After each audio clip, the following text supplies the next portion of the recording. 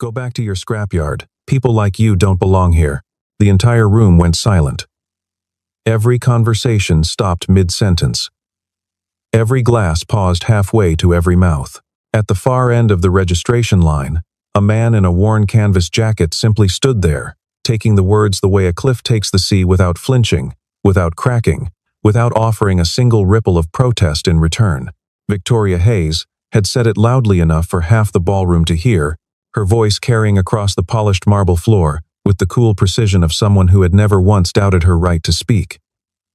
The man she addressed did not argue. He did not raise his voice or square his shoulders or search the room for an ally. He only nodded once, a small, deliberate motion, and turned toward the exit with unhurried steps.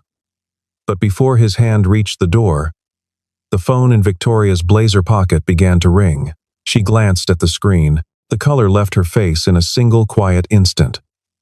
The caller was Admiral Richard Collins, decorated, celebrated, and feared throughout every corridor of national defense. And the first words out of his mouth were not a greeting. They were a question.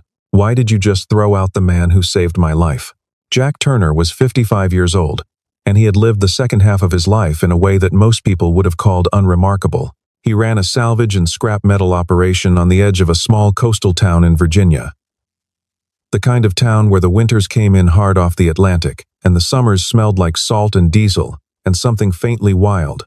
His yard sat about a mile outside the town center, bordered on one side by a stretch of pine trees, and on the other by a chain-link fence that had seen better decades. The sign above the gate read Turner Salvage in faded block letters, the paint having surrendered to sun and weather long ago. Jack had thought about repainting it more than once, but had never quite gotten around to it, and somewhere along the way he had stopped noticing the fading at all. The yard itself was a landscape that most people drove past without slowing down. Stacked metal, sorted timber, the geometry of cast-off things, organized into a kind of rough order that only revealed itself gradually, like a language you had to learn before it made any sense. But the people who came back a second time, or a third, began to see something in that order that they hadn't seen at first. An intelligence at work, patient and methodical, applied not just to the sorting of materials, but to the whole enterprise of understanding what things were worth when the world stopped wanting them. The yard was organized in a system that looked chaotic from the outside, but made perfect sense once you understood it, which every one of his 8 employees did, because Jack had taken the time to explain it to each of them personally on their first day. He paid fairly, gave real raises when real work was done, and had never once raised his voice to a member of his crew. They called him Mr. T behind his back, not as mockery but as something closer to affection. And when one of them, a young man named Darnell, barely 22, went through a bad divorce and nearly missed a week of work from the grief of it, Jack quietly adjusted his schedule, drove him to and from the yard himself for 2 weeks, and said nothing about it to anyone. He drove a 1993 pickup truck that he maintained himself and kept running better than most vehicles a third its age. On the passenger seat there was almost always a thermos of black coffee and a folded newspaper. Though he rarely had time to read more than the headlines before the day claimed his full attention. He lived alone in a small house not far from the yard, the kind of house where the porch light was always on, and the front garden was just tidy enough to be respectful of the neighbors, without being so tidy as to suggest that appearances were a primary concern. He had a daughter, 30 years old now, a civil engineer living in Portland, and they spoke every Sunday evening without fail. He had never remarried after her mother passed. And while the loneliness of that had settled into him over the years like a familiar ache, he had made a kind of peace with it that did not require sympathy from anyone. Inside the small office at the back of the yard, there were a few photographs on the wall.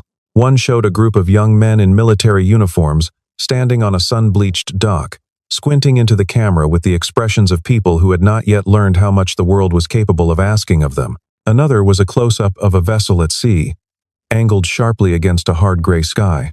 A third was so old the image had gone nearly amber with age, showing a man Jack's age but younger, in dress uniform, receiving something from an officer whose face was partially out of frame. No one who worked at the yard ever asked about these photographs. Jack had never offered an explanation. and some instinct in the people who worked for him recognized that the silence was a door that belonged to him alone. In the bottom drawer of his desk, beneath a stack of invoices and maintenance logs, there was a small wooden box.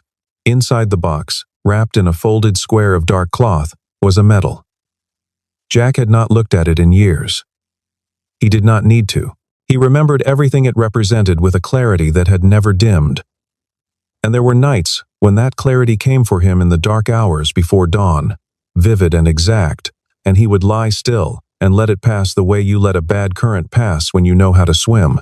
One morning in early October, a letter arrived in the mail. Not an email, not a phone call, but an actual letter on official stationery, sealed with a government watermark.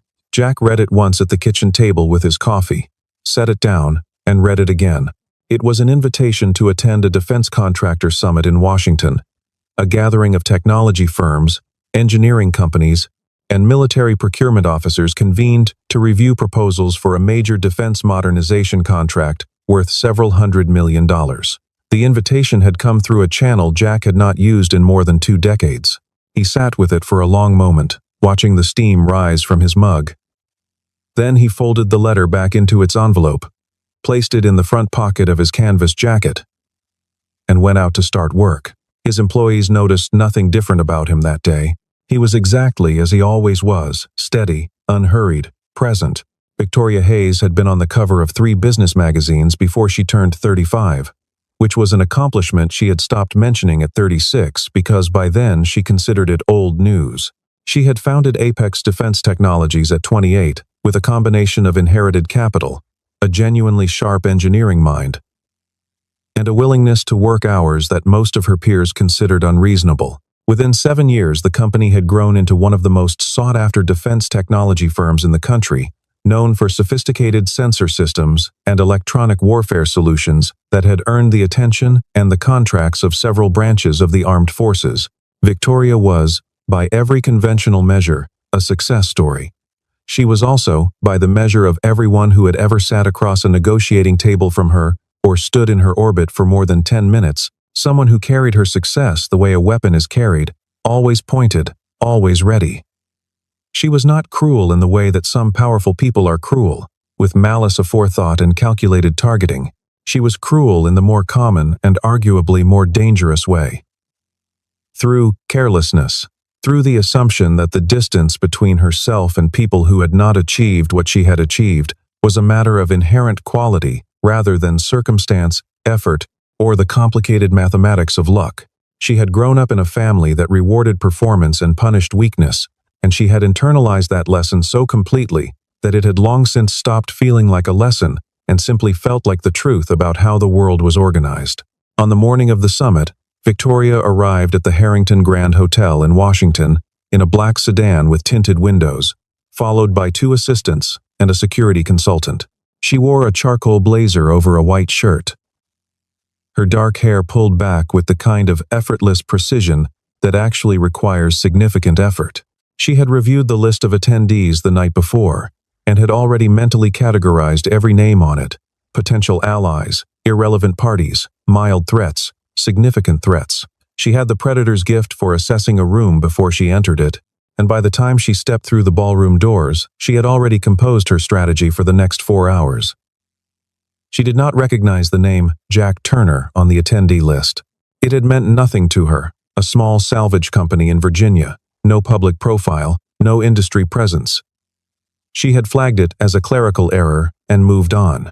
When she actually saw him standing near the end of the registration queue, something close to offense moved through her.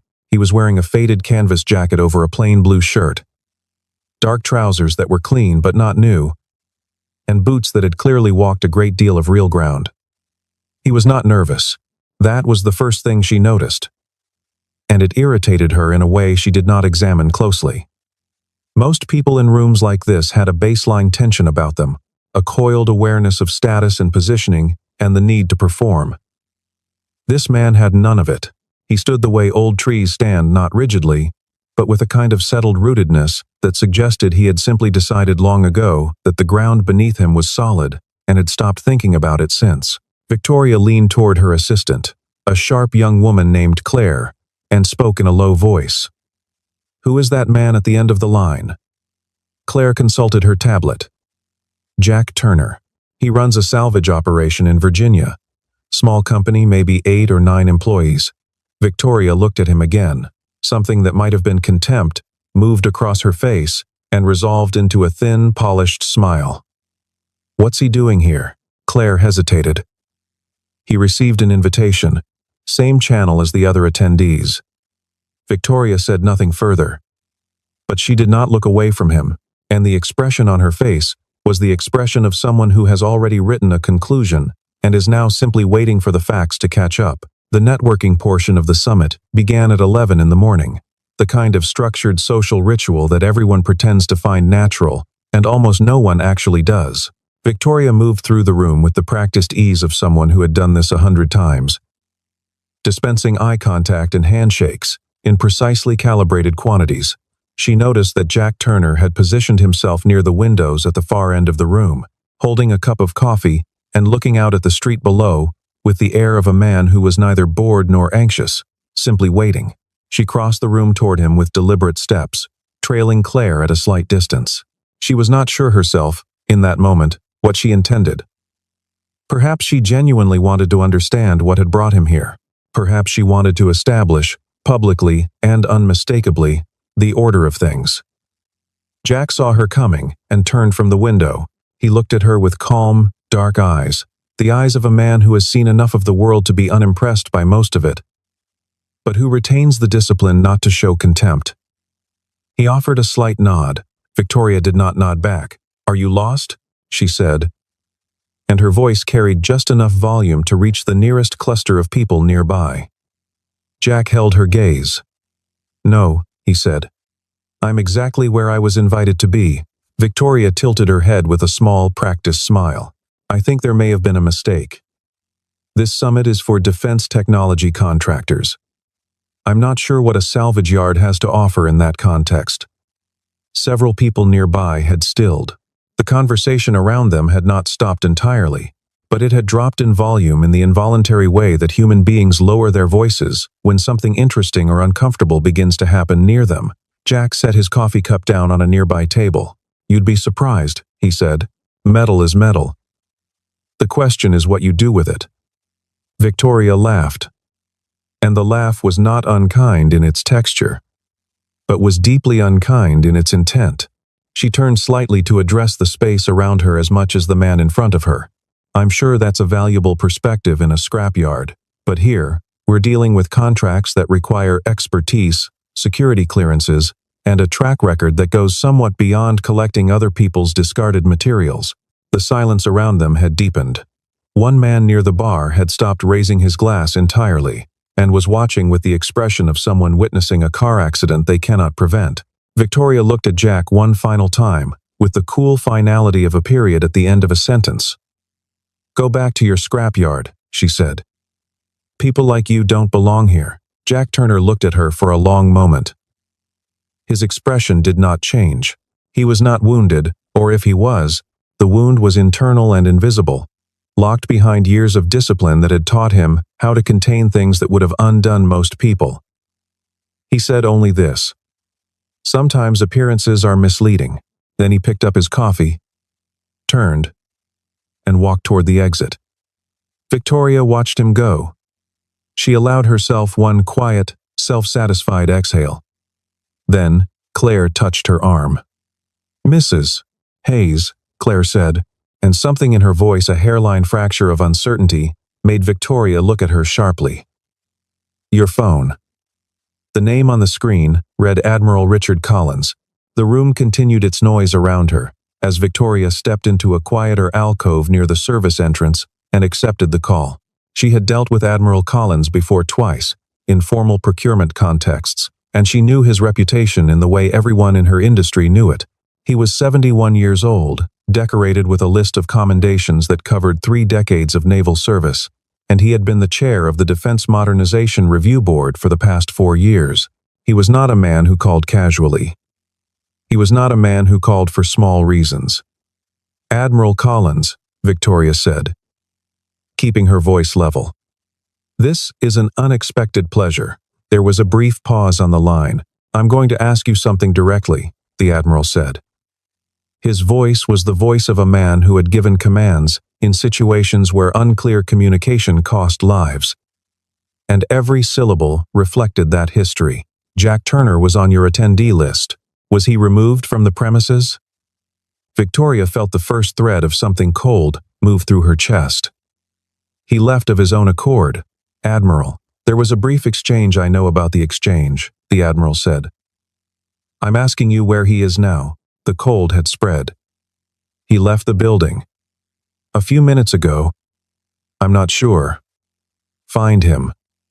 The line did not go dead, but the silence that followed felt like a door closing. Victoria stood in the alcove with the phone still pressed to her ear.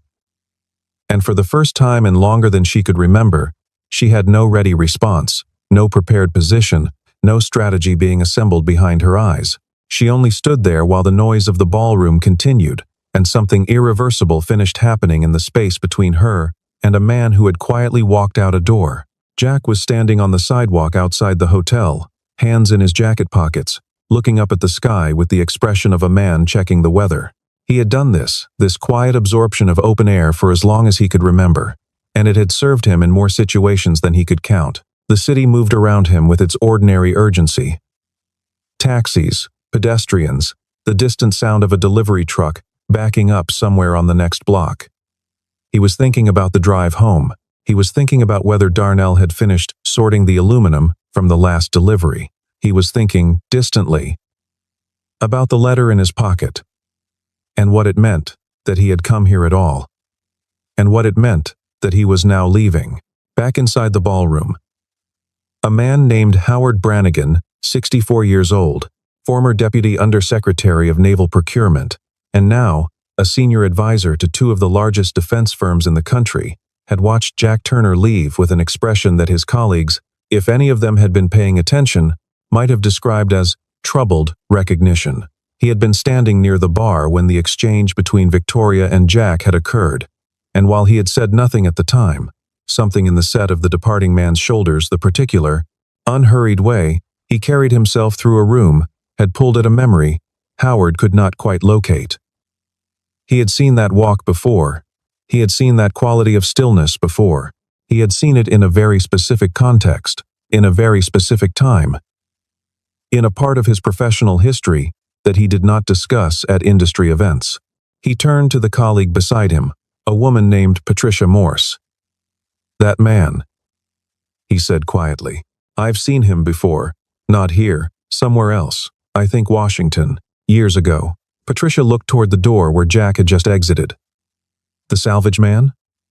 Howard was quiet for a moment. There's something about him, he said. I can't place it exactly, but I think I've seen him in a room where you don't get in unless someone very important vouches for you. He said nothing further. He picked up his drink and returned to the conversation he had been having before, but the discomfort of the incomplete memory stayed with him, and he did not drink more than half his glass before setting it down permanently for the evening. Back outside on the sidewalk, Jack had been standing there for about 6 minutes when the sound of a car changed behind him, not the ordinary ambient traffic but something heavier, more deliberate, slowing rather than accelerating. He did not turn immediately. He finished his thought about the drive home. Then he heard the door open behind him, and Claire's slightly breathless voice. Mr. Turner, she said. Admiral Collins is on the line. He's asking for you specifically. Jack looked at her for a moment. Then he held out his hand for the phone. The conversation lasted less than 3 minutes. When he handed the phone back to Claire, his expression had not changed. Tell him I'll come back inside, Jack said simply. He followed Claire back through the door. Admiral Richard Collins arrived at the Harrington Grand Hotel 40 minutes later, and his arrival announced itself before he entered the room. 2 uniformed aides preceded him, and the naval officer who held the door did so with the posture of a man performing a ritual of genuine respect rather than a trained formality. Collins himself was a tall man who had not lost much of his height to age, with white hair cut close and the kind of face that had been weathered not by vanity or ease, but by decades of actual weather, sea, wind, and desert sun, and the particular aging that comes from years of carrying serious things. Every person in the ballroom who had any experience with the defense establishment recognized him immediately. And the recognition moved through the room like a current, straightening spines and quieting voices. He did not scan the room the way a powerful man surveying his domain might. He scanned it the way a man looking for a specific person scans it. And when his eyes found Jack Turner standing near the windows where he had been standing earlier, steady and unhurried, something shifted in the Admiral's bearing that was not quite a smile, but was close to it. He crossed the room directly, and the crowd parted in the instinctive way that crowds part for authority. Victoria Hayes stood 8 feet away and watched it happen. The Admiral stopped in front of Jack and looked at him for a long moment. Then he extended his hand and they shook. And it was not the handshake of a senior official greeting an attendee. It was the handshake of two people who have been through something together that cannot be abbreviated or explained in a context like this. "It's been a long time," the Admiral said. "Too long," Jack replied. Collins turned then to address the room, not loudly, but with the natural projection of a man who had never needed a microphone to be heard. "I want to take a moment," he said, "to introduce someone to those of you who may not know him.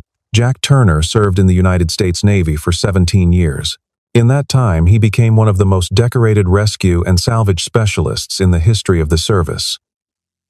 What he accomplished, what he did for the men and women under his care, and for those under his command is not fully captured in any public record, because a great deal of it occurred in operations that were classified and remain so. What I can tell you, in this room, in front of all of you, is that 22 years ago, Jack Turner saved my life. And he saved the lives of 11 other men, and he never told a single person outside the service that he had done so." The room was absolutely still.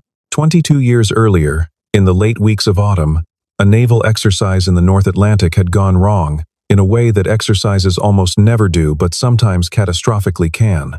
A mechanical failure in the engine room of a destroyer-class vessel had cascaded into a fire that moved faster than anyone had modeled, and within 20 minutes, the lower decks were compromised, and the communications array was down. 14 men were trapped below the waterline in sections of the ship that were filling with smoke and seawater in equal and competing proportions. The emergency protocols had been initiated, but the situation was evolving faster than the protocols could accommodate. And the officer in charge of the vessel, a rear admiral at the time, named Richard Collins, had been cut off from his escape route by a collapsed bulkhead and was trapped in a communications bay with 2 junior officers and no clear way out. Jack Turner was a chief petty officer at the time, a salvage and rescue specialist who had spent the previous decade training for exactly this category of catastrophic scenario. He had been on deck when the alarm sounded and had gone below without waiting for an order, because waiting for an order in a situation like that was the thing that people did when they were thinking about protocol instead of thinking about what needed to be done. He knew the ship's architecture the way a surgeon knows anatomy, and he moved through the smoke and heat and rising water with a precision that the 2 men who followed him later described as something beyond training, as if he had mapped the inside of that vessel in some dimension that did not require visibility or functioning instruments. The corridors below were not corridors anymore. They were channels of dark water and rolling smoke and the groaning of stressed steel, and the temperature at the lower levels had climbed past anything that training simulations could reasonably replicate.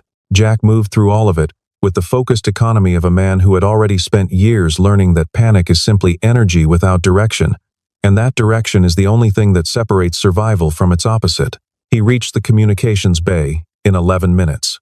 He extracted Collins and the 2 junior officers through a maintenance corridor that should not have been passable, and by any conventional engineering assessment was not passable, but which Jack Turner had identified as accessible through a combination of knowledge, improvisation, and a willingness to go first through things that were genuinely dangerous.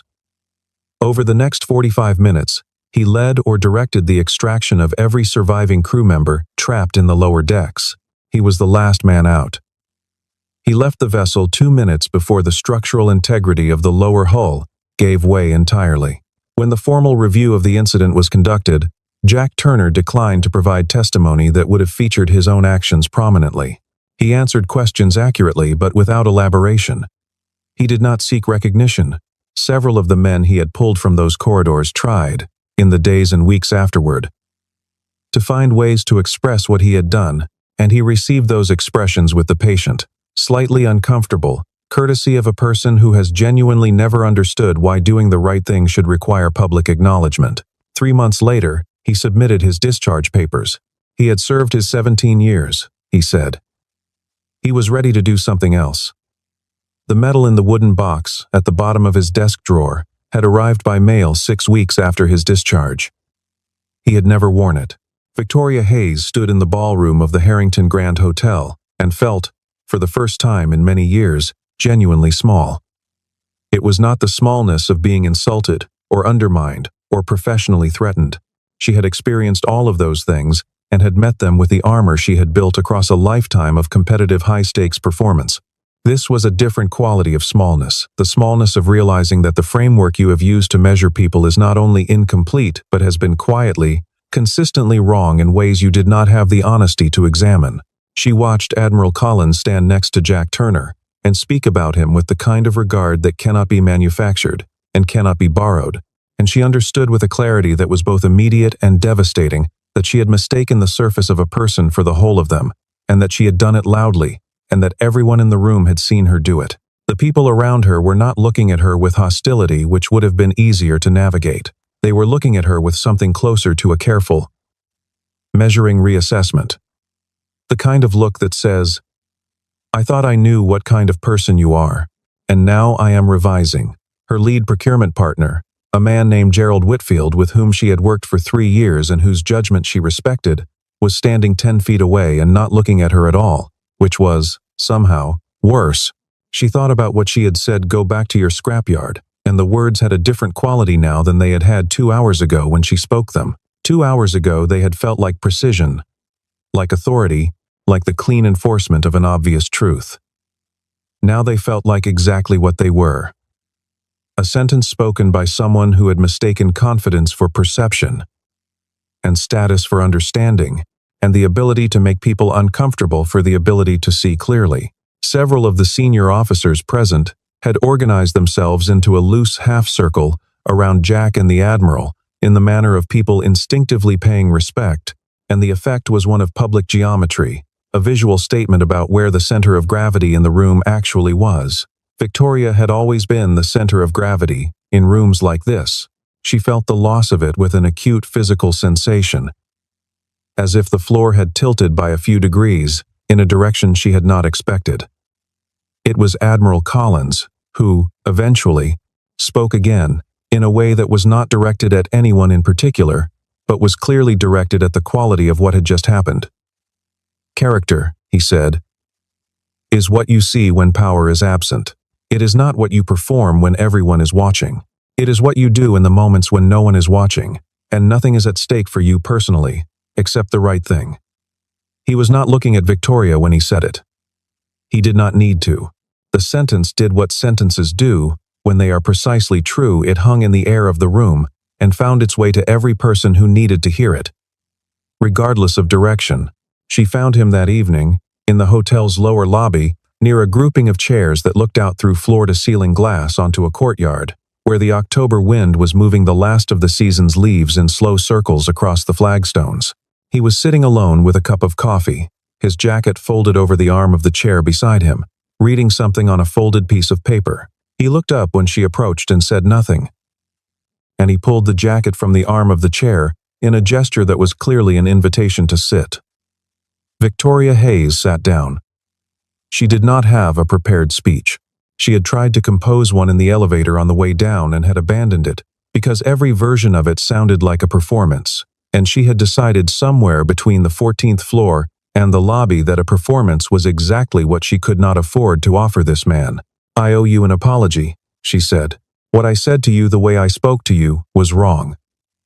Not just tactically wrong. It was wrong as a matter of how human beings deserve to be treated. And I knew better than that. And I did it anyway." Jack looked at her for a moment. He did not have the expression of a man accepting tribute. He had the expression of a man genuinely listening, which is different and rarer, and, in its own way, more demanding to receive. "I appreciate that," he said. Victoria looked down at her hands. "I've been running this company for 7 years, and I've been very good at a lot of things. But I think I've been using success as a substitute for I don't know. Seeing people clearly." She paused. "You didn't fit my model of what someone at this summit should look like. And instead of questioning the model, I questioned you. Out loud. In front of everyone." Jack Turner was quiet for a moment. When he spoke, he did not speak about himself. He spoke about his yard. He talked about the first time a piece of steel that had come to him as worthless wreckage had turned out to contain a grade of alloy that was worth 4 times what he had paid for the load, and how that had taught him something he had never forgotten. That value rarely announces itself on the surface. He talked about a young man named Darnell, who had come to work for him 3 years ago with 2 arrests on his record, and no one willing to give him a chance, and who was now the most reliable member of his crew, and was saving to buy a house. He talked about these things not as parables. He was not a man who trafficked in parables, but as the simple, factual contents of a life that had found a way to be useful. Victoria listened. She did not speak. She was not sure she had ever simply listened to anyone like this without already composing her response, and the experience was strange and somewhat humbling and, in a way she would not have predicted, a relief. When he was finished, she said, "Why did you come here? To the summit. You could have sent someone. You could have submitted a proposal through channels." Jack folded the paper he had been reading and tucked it back into his jacket. "I came because I have an idea that I think could save the Navy a significant amount of money. And I thought if I came myself, it would be harder to ignore than an email." Victoria looked at him with an expression that was, for the first time in the conversation, something other than contrition. It was something closer to recognition. "What's the idea?" Jack smiled, very slightly. "You'll hear it tomorrow," he said, along with everyone else. The next morning, at the formal proposal presentation session of the summit, the room was arranged in theater-style seating, with a podium and screen at the front. 14 companies were presenting, in alphabetical order, which meant that Turner Salvage came near the end. By the time Jack's turn arrived, most of the audience had sat through 6 hours of corporate presentations, polished slide decks, professional speakers, carefully rehearsed talking points delivered with the smooth, practiced confidence of people who have paid significant sums to communications consultants. The room had the slightly glazed quality of a room that has received a great deal of information and is approaching its practical capacity for more. Jack walked to the podium without a laptop. He had 3 photographs, printed on standard paper, and a single page of figures. He set them down on the podium without looking at them, and looked at the room instead, the way a person looks at a room when they are not performing for it, but simply including it in what they are about to say. He spoke for 22 minutes. The proposal was straightforward in its concept and extraordinarily precise in its execution. A comprehensive program for the recovery, processing, and reintegration of decommissioned military-grade metals and alloys into new defense manufacturing supply chains.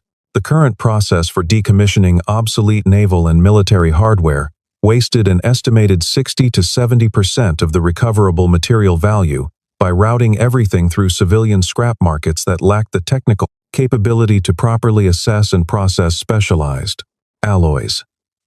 Jack had spent 3 years developing a protocol for identifying, sorting, and recertifying military-grade metals that made them suitable for direct reintegration into defense procurement, eliminating the waste, shortening the supply chain, and reducing material costs by a figure that, at scale, amounted to somewhere between $80 and $120 million annually, depending on the volume of decommissioning in any given fiscal year. He had pilot-tested the protocol at Turner Salvage over the previous 2 years on a small scale, using contacts in the service he had maintained quietly for 2 decades. And the results were documented, audited, and verifiable. The room was very quiet during the 22 minutes he spoke. There were no jokes. There were no rhetorical flourishes. There was only the clean architecture of an idea that had been built carefully over years by someone who understood both the material and the institution it served, who understood, specifically, that the people who would evaluate this proposal cared about outcomes and about money, and about the realistic logistics of implementation. and who had therefore given them exactly that and nothing else. When he finished, he folded his 3 photographs, thanked the room, and returned to his seat. Admiral Collins, seated in the front row, made a note on the pad in front of him and did not look up for a long moment. Victoria Hayes, who was seated 2 rows back, sat with her hands still in her lap and thought about the word she had used the previous morning's scrap and what it meant to her, and what it had always meant, and what it clearly meant to the man who had just spoken. The formal announcement of the contract award would not come for several weeks, as it never does in government procurement, where process is both principle and protection. But in the room that afternoon, certain things had already been decided, in the way that certain things always are, not by official decree, but by the quality of what has been said, and by whom, and in front of whom. The people in that room were experienced enough to recognize when an idea had arrived that was not simply good but necessary, and Jack's proposal had the particular quality of necessity about it. The sense of something that should have existed already, and that everyone in the room, if they were honest, was slightly embarrassed not to have thought of themselves. After the session ended, and the room began to disperse into smaller conversations, Admiral Collins crossed the floor to where Jack Turner was gathering his papers from his seat.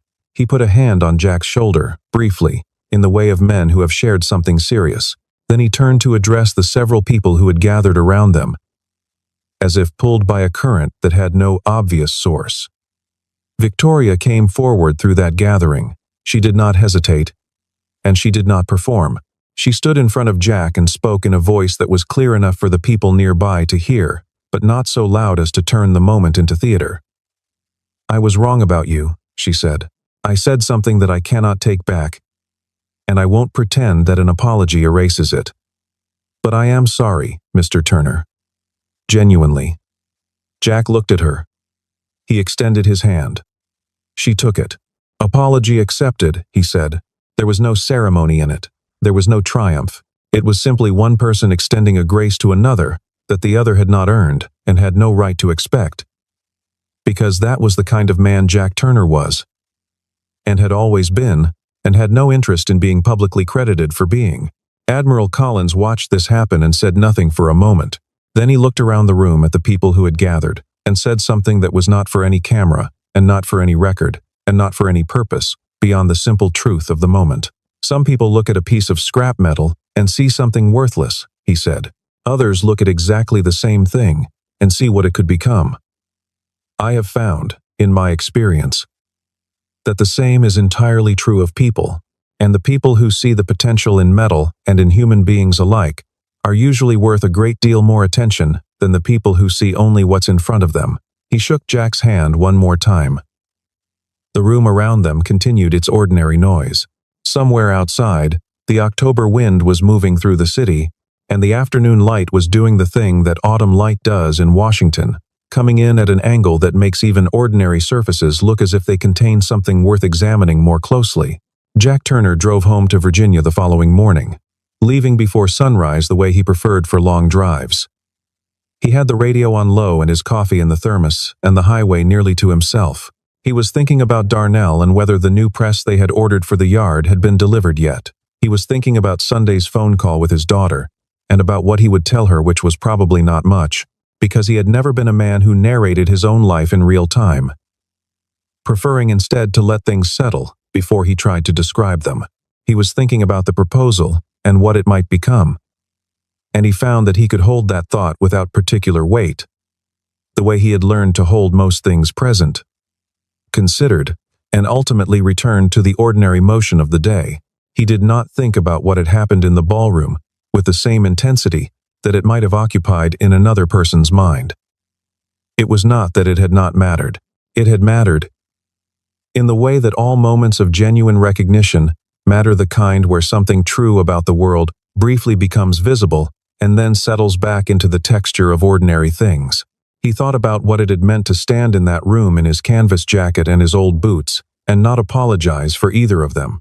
Not because he was making a statement, not because he was testing anyone or proving anything, but simply because they were his jacket and his boots, and they had done everything he had asked of them for years, and he saw no reason to be ashamed of things that had served him well.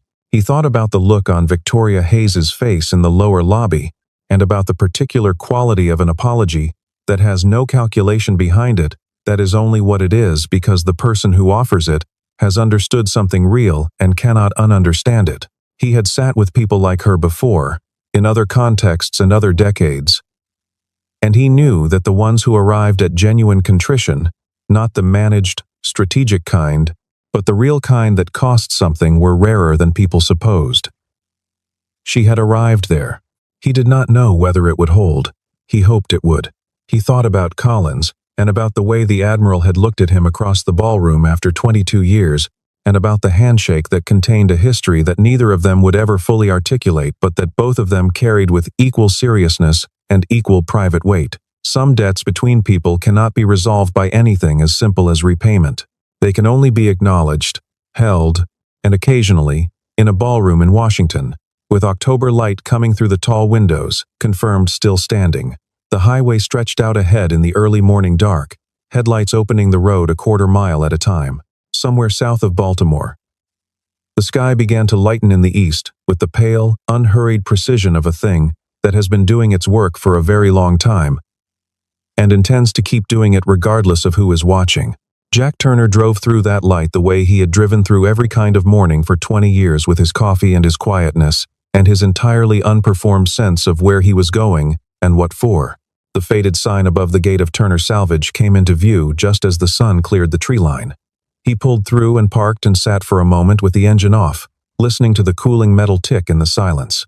Then he got out, pulled on his jacket, and went to work. Some people see scrap metal and think it is worthless.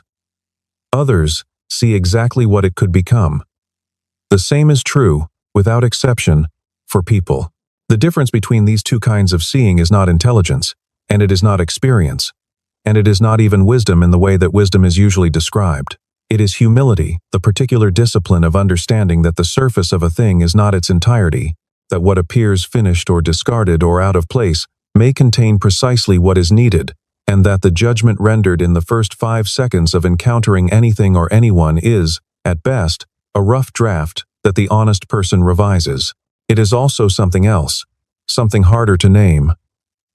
A willingness to be surprised, a willingness to stand in front of a person you have already categorized and allow the category to dissolve when the evidence requires it. Victoria Hayes had not had that willingness on the morning she walked across the ballroom floor toward a man in a worn canvas jacket. She had it, somewhat, by the time she sat down across from him in the lower lobby. Whether she would keep it, whether that willingness would survive the pressures of the world she returned to, with its metrics and its quarterlies and its relentless emphasis on the performance of certainty, was not a question the story could answer. It could only be lived. Victoria Hayes went back to her company and her career and carried something with her from that October summit that she had not carried in before.